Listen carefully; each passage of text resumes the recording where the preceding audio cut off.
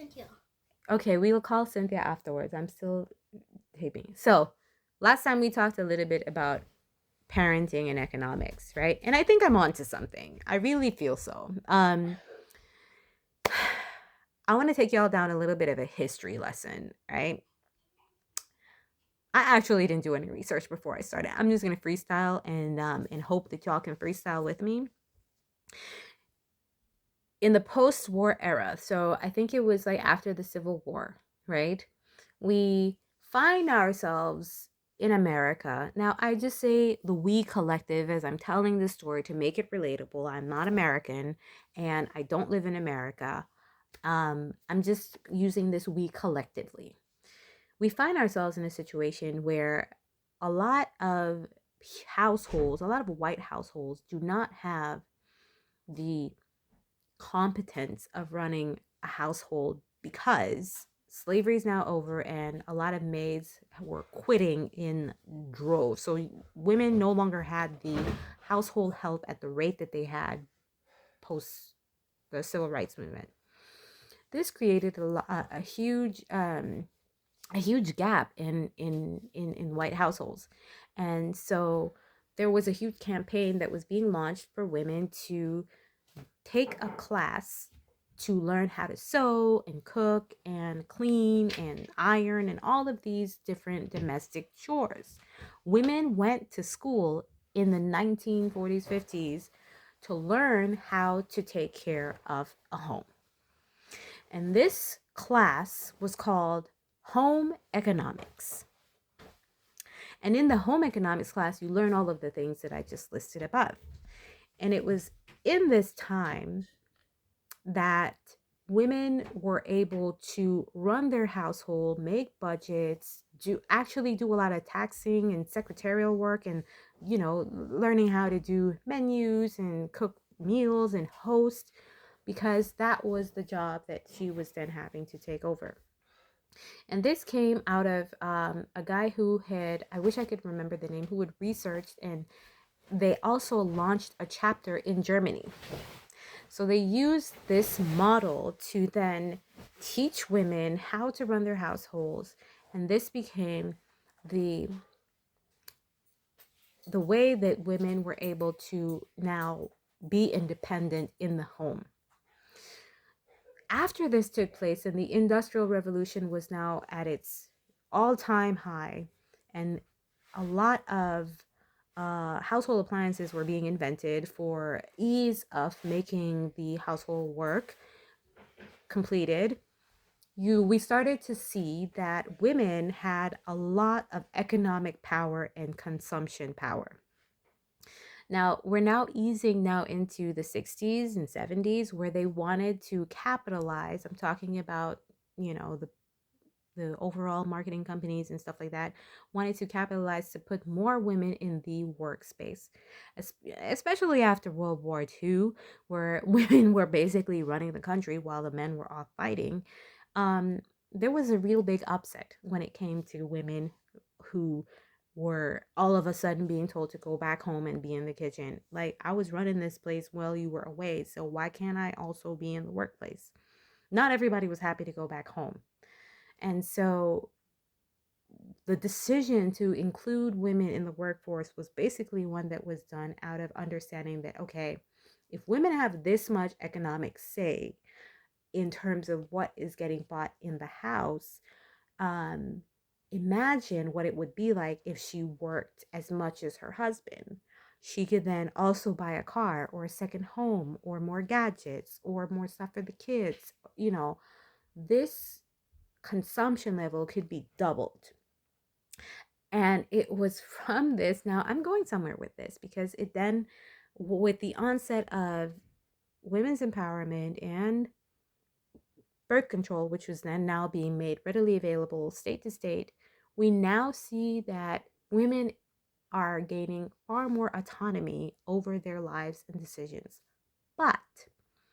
But, and it is worth noting, I'm not really into the whole race war thing, but this is worth noting. that at the time of the women's rights movement, the second women's rights movement, where women were fighting for the right to have more agency over their lives and have equal pay and equal opportunities and equal um, educate educational opportunities, we see now that the concern for white women and black women are separate. Why? Because white women want also the right to abortion, the right to equal pay, the right to go to work, and et cetera, and et cetera. While black women collectively, wanted the right to have equal access to better schools for their children and better opportunities for basically just better opportunities for their children. There were not that many women in the urban and African American community that were super concerned with separating themselves from their man. That came in the early 80s. And it came under, I think it was the presidency of Johnson. And I'm not going to get into what he said. Y'all could go look that up yourself or go watch The Butler. Um, that he was going to create a welfare state within the African American community. And it was successful because if you ever take the chance to read Promises I Can Keep, why middle and lower income women choose motherhood over marriage, you will see how the evolution and the integration of the welfare system changed the way women viewed marriage. And it was all based around this idea of female independence, which, of course, women have always worked, which is also another book, but we'll leave that aside for a second. But acknowledging the women's work in the GDP of a country was never a thing until that time. But the conditions of women getting government assistance in the African American community and or being married and getting assistance was vastly different. You did not get government assistance if you had a man, because the assumption was that if you had a man, then he was working, then you could afford to live. But they weren't hiring men like that. And so women were encouraged to not get married because um, marriage equals economic stability. But again, back to my last video when I talked about the bottom line being money, marriage does not always equal economic stability if your man is not working, which means I need to work, and women still equate being married to the man working and earning money. And if you're not working and earning money, then why am I married to you? Right? And the man's attitude in the African American community is, well, if she gets pregnant, the state will take care of her. So I don't have to get involved either way. I can just go my own way. Fast forward now, I'm talking about 80s, and I am now 40. So this is my generation. Fast forward to now, where these people you have people my age who have grown up on government assistance, and their parents grew up on government assistance, and their whole existence has been in this system. When you create a system like this, where this is people's lives and norm, they tend to have a sense of, they don't know that they have actually settled for the bare minimum of existing. All right? Which means that their attitude towards family and family life is vastly different from people who do not grow up and live in those circumstances. Now, I've already talked for 10 minutes about just creating and setting the table for why we came to be like this in the African American community, and versus how white America came to be like this. So we have birth control, we have government assistance, and we have generations who have grown up in poverty who don't revere marriage in the same light as their previous generation. And there is definitely a disconnect, because when people don't grow up with both parents in the house and in that level of stability, and chaos is their norm, it's really hard to break out of that and see that there is a possibility to have a life in happiness and stability.